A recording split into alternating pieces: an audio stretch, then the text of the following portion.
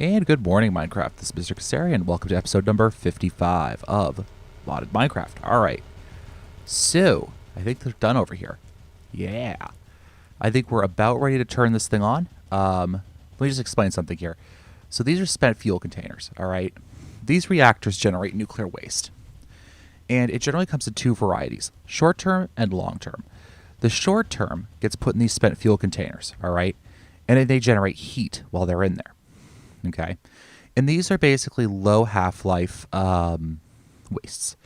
They decay relatively quickly, and they do so very energetically. All right, so we have to cool these, hence why they're surrounded with water. All right, now the reason I did it like this is because the neutrons generated by the reactor are mostly absorbed by the concrete. All right, so you have the reflectors, which reflect or absorb some of the neutrons. Behind them are some blocks of steel, all right? And those have better absorption than the concrete. What also will absorb the neutrons is water, okay? So the neutrons are going to come out, hit the water, maybe get absorbed.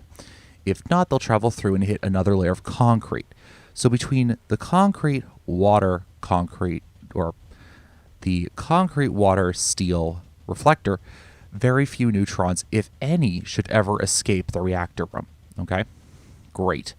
So basically, we're also using our cooling, our spent fuel containment unit, also to further shield the outside world from any radiation that this reactor produces. Because basically, the neutrons are the radiation. All right? Great. So then what happens is any spent fuel that isn't... I don't remember if the high-level waste simply disappears, or if it then turns into low-level waste. I think it's a chance of both happening.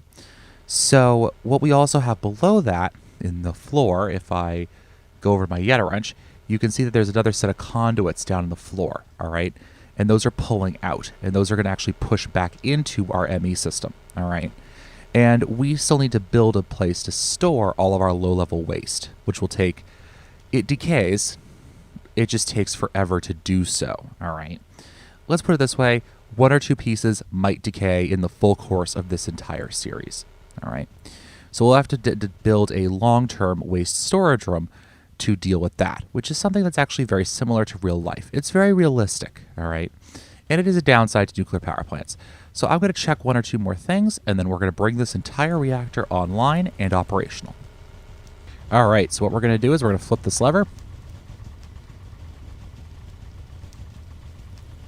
See how quickly my game absolutely slows down to a crawl on frames. I'm still figuring out why that's going on, but that's neither here nor there. So, oh my gosh, what is this doing? So you can see we're generating neutrons. We have neutrons flying around. My game world is slowing to a crawl, which is fun and interesting. Let me come back over here. Let me flip this lever again, see if that helps it at all.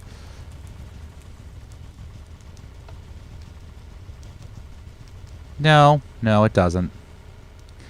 All right, but now what we're going to do is let's drop down and actually walk into the reactor room. I apologize, but I don't think there's much I can do about this. And let's open up the central control, which isn't seeing any of the control rods. Interesting. Hold on, let me do this. Let me put this back down now.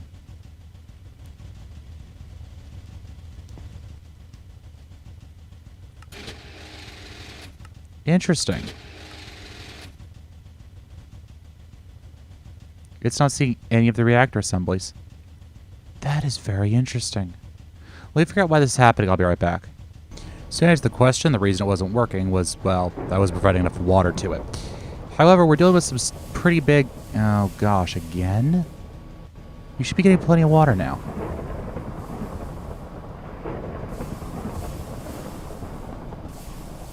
It's those rear ones, I think. Okay, so let's quickly look at how much... Never mind. All right, it looks like we're going to have to shut this guy down again.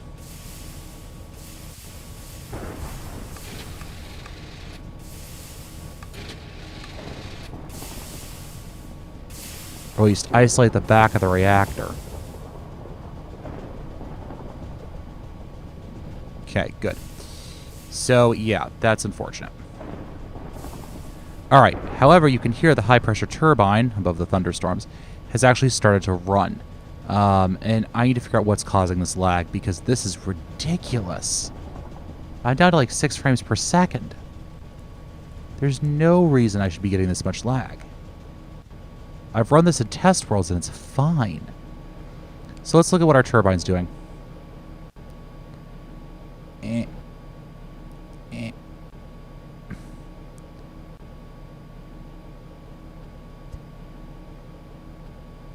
Yeah, that's a lot of power. That's a lot of power.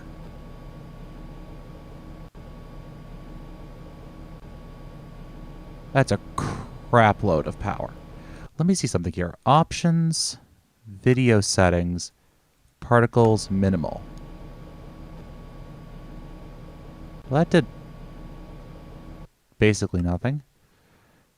Video settings, particles, minimal. Yeah, well, that didn't really do anything. So it's not the particles, it's something different. This is running now. All right, that's good. Looks like we have a fairly stable... Yeah. So you can see the neutrons are bouncing back and forth there. That's a good sign. And I'm not certain why my frame rate decided to tank itself today. It's weird because this hasn't happened to any of my test environments. So I'm not certain what it's doing. I'm not even sure what's causing it about this setup, because I have this setup in a test world that's perfectly fine. I don't know why it's decided to have a problem today. However, it actually looks like this design might be stable as it is right now. Let's take a look. Let's, of course, I can't really get access to a steam line, but let's get on top of the reactor again and let's check out one of the trunk lines.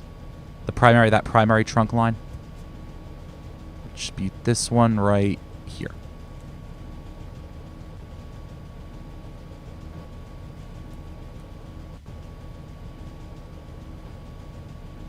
So it's going down. Yeah, so we need to... Let's see here. Hold on. That should expose these panels in the back to more. And that should increase the amount of power we're generating off this reactor. So that should increase our rate of steam generation.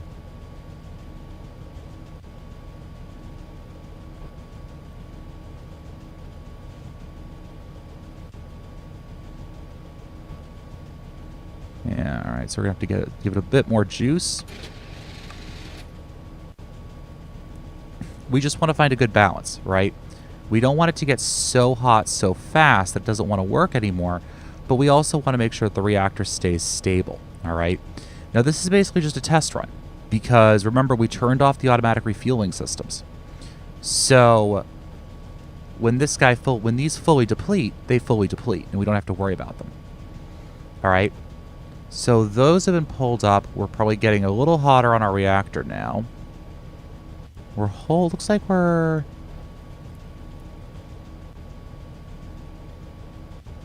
going up or stable, okay? That's a good sign. We're going up or we're stable. So that's a good balance there, I think. I'm not hearing the reactor flipping out because we're using up too much heat, and we're not getting into a runaway reaction here. So what'll happen with these reactors, by the way, is that the more... So if you notice how quickly we hit 39 high depletion rates on that, like the first quarter, that went really fast, right? The reason it did was the more of these cores are interacting with each other, the faster the reactor decays, right? Because think about it. These three interact with each other, all right? If this rod's down, these three just interact.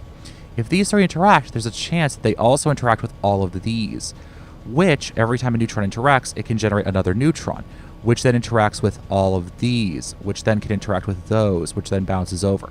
So in a square panel design like this, the more of these rods you have up, the increase in power is exponential, or it can be, because of the chance of a neutron has a chance of getting absorbed every time it hits a fuel core.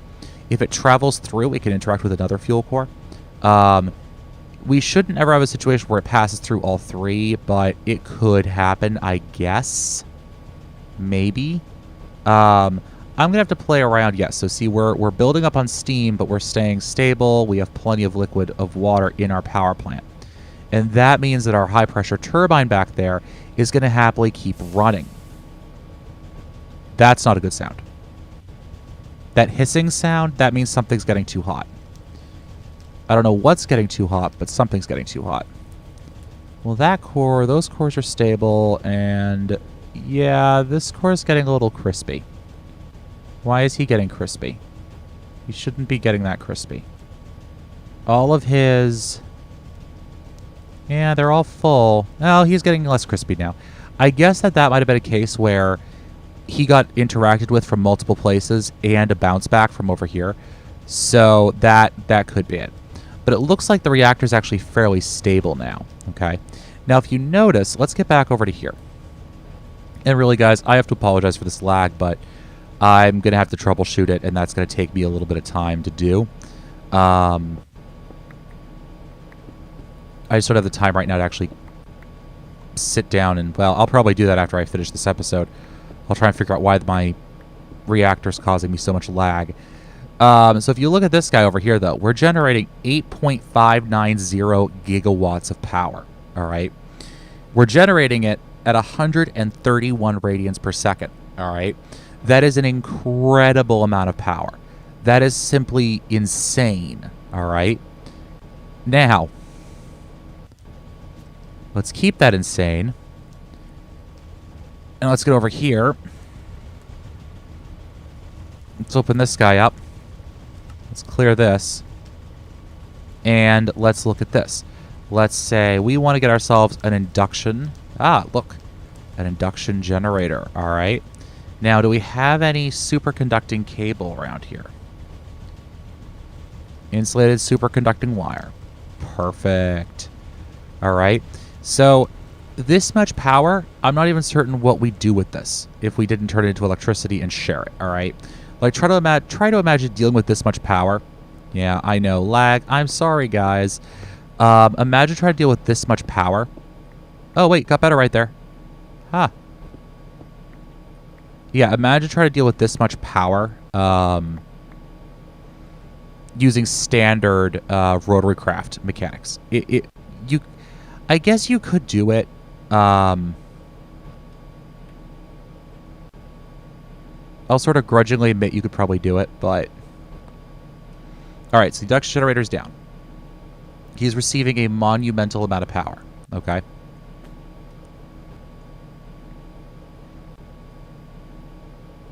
There is no load on this guy right now, okay? Let's get an induction motor just to put some load on it so we can see how much voltage and amperage we're getting here. Seriously, I just want to get an induction motor just to see how much voltage and amperage we're generating. Come on, let me down. There you go. All right.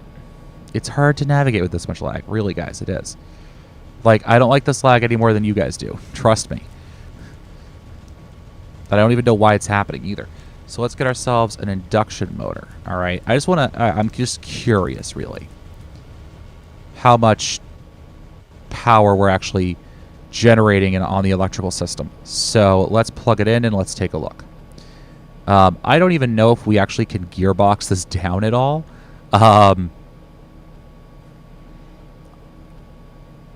Yeah. So let's plug this guy in, shall we? So what are we looking at here? Point voltage. So we're generating 1, 2, 3. Is that 1,000,000 volts? That's 1,000,000 volts at over with 8,192 amps. So we're generating a megavolt.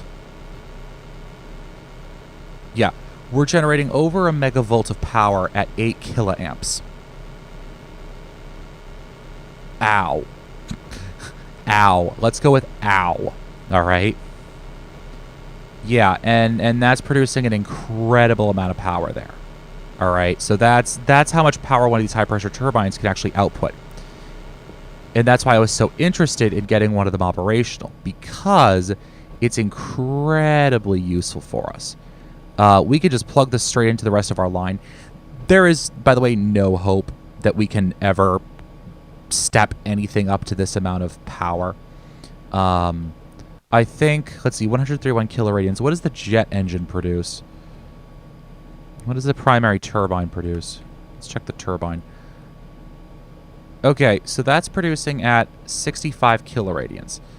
So we'd have to more than double that. Yeah, so we'd have to put that into a 2-to-1 reduction to get anything close to this. All right. So this is the equivalent of a bunch of those. Let's just go with a bunch of those for right now. All right, so I'm going to come back in a minute once I figured out why this thing is lagging, and I'll see you in a couple seconds. And we're back, guys. I have not figured out the lag issue. I still have to figure out what's causing that. Basically, I tried replacing all this with ME, and it lags out as soon as one reactor core has any fuel manually placed in it. I also don't know why my reactor is now doing jumping jacks with its control rods, but it hasn't blown up yet, so we'll call that a good day. It did blow up at one point. You can see that it actually took out a bunch of the glass, and I had to put some blast glass back here. You can see all that. It wasn't a full reactor explosion. It actually looks like just one of the steam boilers got too hot and detonated on me. Well, that's fine. That's fine. So, basically, however, it looks like we should be stable. Nah, we're not stable on steam yet. That's unfortunate. All right. Let's get back at the control rod unit. Once that gets pulled up. The weird thing is that nothing is getting overly hot in this thing. All right? If you look at it, it's actually running quite nicely. Fuel cores are capping out at about 200 degrees C, and this thing's still doing all that. So I don't know what it's doing, but it's not retracting them fully. It looks like it's hanging them a little bit. So I don't know why. I don't know what this button does. I think it moves you, like, left and right. I'm sorry I'm in cheat mode, but I was testing something in one of my other worlds. Let me just switch that back now. There we go. Yeah, see, it doesn't... It's acting very weirdly. I've never seen it do this before. It's receiving enough power. It's not getting too hot. So I have no idea what it's decided to do here. We have about 171 units of steam in there, so I guess that's a good thing. And I just blocked myself in here, didn't I? Yep, I did. Okay. And I can't really get out of here, can I? Not easily, okay. So, yeah, I don't know what it's doing. It seems to be stable now. And I think it's generating enough steam if I check over here. Yeah, it's generating steam, so it's running the turbine. And it seems to be running the turbine at full power. If I make my way through here. I mean, it's running it at 85.9 gigawatts. And it's gaining steam, so I don't know what the issue is. Yeah, I don't know. I just don't know. So anyways, guys, I'm going to start setting up the power network. Hopefully this thing doesn't detonate on me. If it does decide to detonate on me, well, then we'll have an issue. Also, hopefully, I will be able to figure out what's exactly causing all of the lag we're experiencing in here, too. And as soon as that happens, I'll be much better set. See, once I get away from the reactor, I'm outside visual range of the reactor, I'm fine. So, now we have about... What does that say? How many millibuckets is that? About 1,000 millibuckets, and going down pretty quickly because of that high-pressure turbine there. We're going to need a lot more canola for this thing, aren't we? Yeah, we are. Look at that thing drop. All right. Anyways, guys, this has been Mr. Casarian. I want to thank you all for watching. Hopefully, I will be able to see you guys in the next episode. Hopefully, this reactor doesn't decide to detonate on me again. And, yeah, but until then, thank you for watching. This has been Mr. Casarian. And as always, guys, Happy mining. I really hope this thing doesn't blow up on me. That would be really bad. See ya.